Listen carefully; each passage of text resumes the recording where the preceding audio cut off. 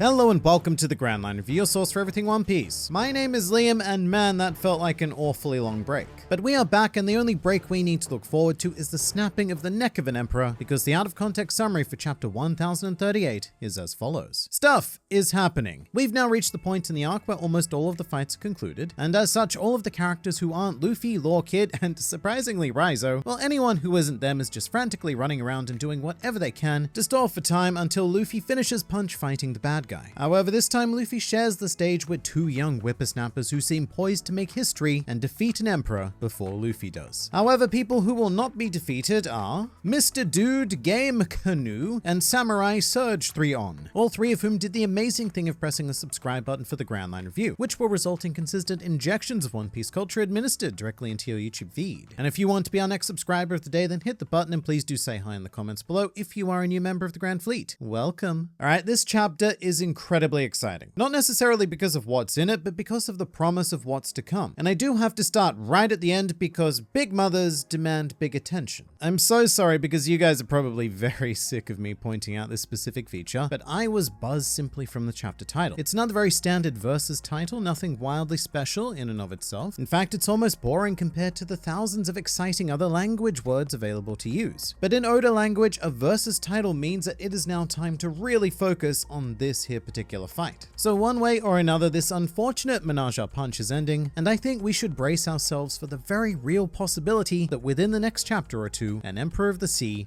will be defeated. I say brace because if it does happen, then I quite legitimately fear the Twitter discourse. But personally, I am so ready for this. I don't know how it's going to happen, and I think that this is the challenge of the century for Oda to pull off, to convincingly defeat a character who has, up until now, been portrayed as practically invincible, and at the hands of Law and Kid, characters who, up until now, have been portrayed as very squishy and easily broken. However, in that regard, Oda did put in some groundwork, particularly with Kid's dialogue. He had that lovely metaphor about mountains being eroded by rain, and in general we went to a lot of trouble to emphasize that Big Mom has indeed taken a big ton of damage during the raid thus far. I mean, Kid does say that quite literally, but Oda also reflects that in his drawings as well. Big Mom is pretty thoroughly messed up with scratch marks and bloods everywhere. Legitimately, apart from Whitebeard who did the dye, this is probably the most injured we have ever seen an emperor. And her dialogue only emphasizes this further. At one point, Linlin even says that she's tired, and all of her lines end with huffs and pants. In fact, it's a shame Brook isn't here because Big Mom is giving out a lot of pants right now. With that said, Law and Kid aren't exactly having an easy time either, and what's keeping them standing right now is pretty much solid willpower and an injection of protagonistic energy. It's always easier to keep fighting when you are the good guy, so just remember that in case you ever get into a fight. I really enjoyed seeing Law use his awakening again. It really interests me because it produces such a subtle effect. However, it comes loaded with absurd potential to really kind of warp reality, because in the K-Room or the Kroom or whatever we're calling it, it looks like Law can manipulate the properties of any given object, perhaps even living thing. It's not just about cutting and teleporting stuff anymore. Within this space, Law can just outright manipulate physical constructs, kind of like being in Photoshop and playing around with the warp effects as shown by his comically long sword in this chapter. And it just makes you wonder, not so much what else this power would be capable of, but more what isn't it capable of. In theory, Law could perhaps even mimic a Luffy Gear 3rd style attack. You know, coat his fist in a delightful wad of Kroom and make it grow to the size of a giant. And I imagine that there is a pretty strict limitation which is tied to how much he expands the Kroom in question, but it's still a very cool ability. As for Kid though, he's just doing the same kind of thing that we've been seeing him do for a while now. I would say that the biggest and most serious piece of work Oda needs to put in has to do with Kid. Even with his awakening, I'm honestly still kind of unconvinced of him right now. Like, I love everything he has to say and I'm 100% on board with his sheer determination, but to defeat a Giga Granny, we are going to need something just a little bit better than smacking her around with some metal. And I think Oda will deliver on that. I don't think he's gonna let Big Mom be beaten in anything less than a big spectacle. Maybe we'll even end up with a combination of awakenings. Like say Law produces a Kroom on Kid's metal and they have some sort of crazy combination interaction that way. But yeah, this is a thing that's now happening. This fight fight is locked in and it will have an outcome shockingly shortly. Also, Chopper is here watching this fight, which takes us to what the bulk of 1038 is all about. This was a very classic Oda catch-up chapter. After weeks and weeks of zeroing in on specific zones of the raid, Oda is taking this time to re-establish where our characters are and what they're doing, which is something that is very necessary in One Piece specifically, because the action climaxes are just so packed full of characters with their own unique motivations and missions that from time to time we do need these reset chapters just to get our bearing, because otherwise we very much risk getting lost. Which is why you get stuff like a page of Jinbei, a couple of panels of Frankie, then Chopper's over here, and then gasp, what is happening to Zoro?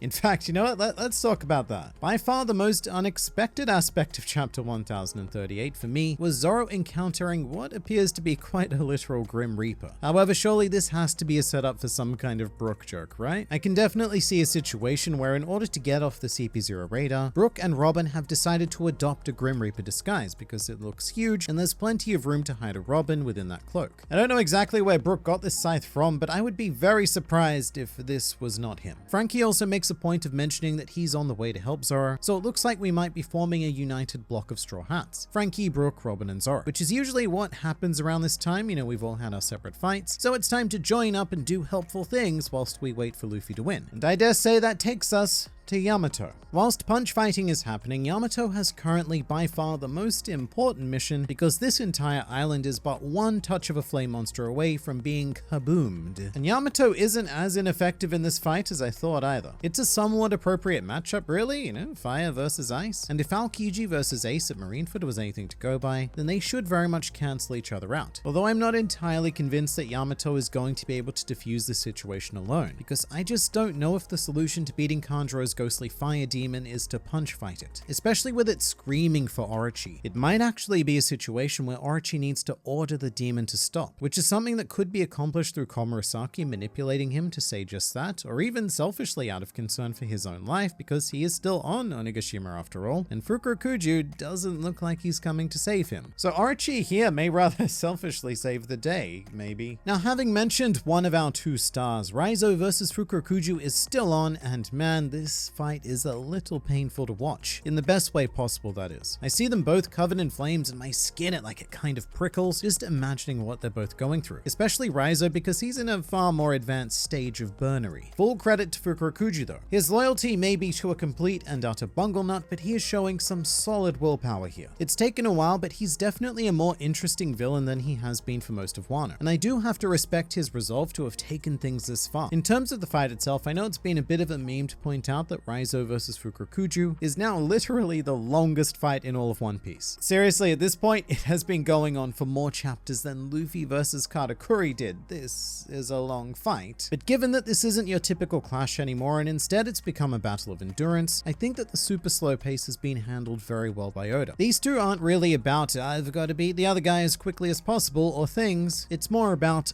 I am going to last longer than the other dude because I believe harder. And I feel like that idea is pretty difficult to convey if it's a fight that's just begun and ended in a couple of chapters. Plus, we also need to remember that on Onigashima right now, everything we're seeing is happening in mere seconds. We've got less than 5 minutes remaining here, so what we're seeing is a very slow progression of time. But another surprise interaction for 1038 was Izo encountering CP0. This is not a conflict that I would have predicted. It's also not a conflict that I think is particularly wise for Izo in his current state, because if nothing else, chapter 1038 reconfirms that the raid is going rather well for most of the allied forces, except for Odin's vassals, who continue to be quite viciously brutalized, such as Raizo burning alive, or now Izo, who seems incredibly wounded. What I like though is that Izo seems ready to lay down his life for the sake of the Straw Hats. Thinking about it, Izo has no real reason to fight CP0, certainly not in his current state anyway. However, when they do state that their goal has to do with the Straw Hats, Izo immediately decides to step in, which ties into the knowledge and respect that he has for the Straw Hats. It reminds me of when he mentioned the name God Usopp in chapter 1036. It's very surreal to have characters like Marco and Izo show such respect to our ragtag group of pirates, and it shows that they've come an awfully long way from their pre-time skip days. However, I can't say that I like Izo Izo's chances here, because if Drake got demolished by these guys, then Izo probably isn't coming out of this looking that much better. And all around, it's making me revisit the idea that all of the vassals maybe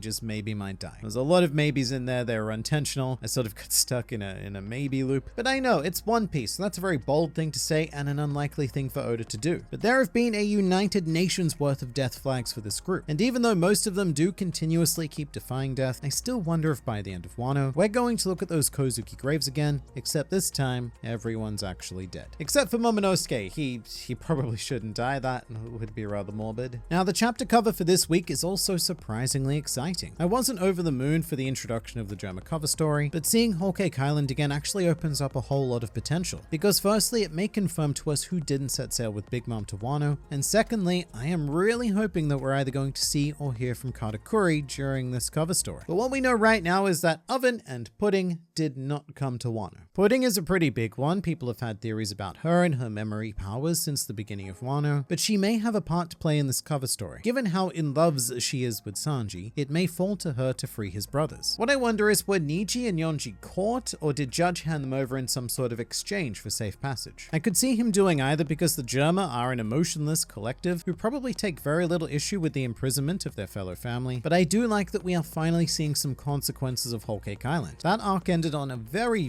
dire note, and up until now, everyone's pretty much lived happily ever after. Jinbei escaped, somehow, came to Wano, smiles, everyone's happy. Beige escaped, somehow, ended up on Dressrosa, smiles, everyone's happy. Now it looked like the Germa escaped unscathed as well, except no smiles and no one's happy because it's the Germa. The other bit of potential we have in this cover story is to maybe have a bit of Caesar sprinkled in. He's a very natural ally for Judge because both enjoy various sciencing, and we still have yet to see how/if Caesar actually escaped from Whole Cake Island. And I do think it would be a pretty reasonable thing for him to stow away with the Germa and then go on some wacky science adventures. Like most feeble villains, I think that Caesar would do quite well in the cover story format. So I'm very excited to see what happens from here. Just as you should be excited for this next video, because there's always more to learn, explore, and experience with this wonderful series, so I look forward to seeing you there.